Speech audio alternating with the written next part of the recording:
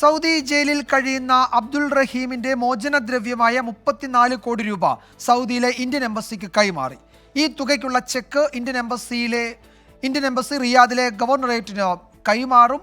മോചനവുമായി ബന്ധപ്പെട്ട നടപടികൾ വേഗത്തിലാകുമെന്നാണ് പ്രതീക്ഷിക്കുന്നത്. അബ്ദുറഹീമിന്റെ മോചനവുമായി ബന്ധപ്പെട്ട പ്രധാനപ്പെട്ട നീക്കമാണ് ഇന്ന് നടന്നത്. മരിച്ച സൗദി പൗരന്റെ കുടുംബം ആവശ്യപ്പെട്ട 15 മില്യൺ റിയാൽ, അതായത് 34 കോടി രൂപ സൗദിയിലെ ഇന്ത്യൻ എംബസിക്ക് കൈമാറി. എംബസി നിർദ്ദേശിച്ചതുപ്രകാരം കേന്ദ്ര വിദേശകാര്യ മന്ത്രാലയത്തിന്റെ അക്കൗണ്ടിലേക്കാണ് ഈ പണം നൽകിയതെന്ന് റിയാദിലെ നിയമസഹായ സമിതി അറിയിച്ചു. ഇന്ത്യൻ എംബസി ഇനി ഈ തുകക്കുള്ള സർട്ടിഫൈഡ് ചെക്ക് റിയാദിലെ ഗവർണറേറ്റിന് നൽകും.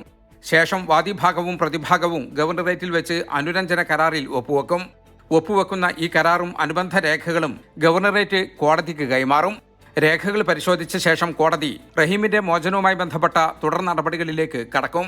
വധശിക്ഷ റദ്ദ് ചെയ്യുക, അബ്ദുറഹീമിനെ ജയിൽ മോചിതനാക്കി നാട്ടിലേക്ക് പറഞ്ഞയക്കുക എന്നിവയാണ് പ്രധാനമായും തുടർന്ന് നടക്കാനുള്ളത്. 1 മാസത്തിനുള്ളിൽ തന്നെ ഇത് സാധ്യമാകുമെന്നാണ് പ്രതീക്ഷ. ജലീൽ കണ്ണമംഗലം, 24 ജിദ്ദ.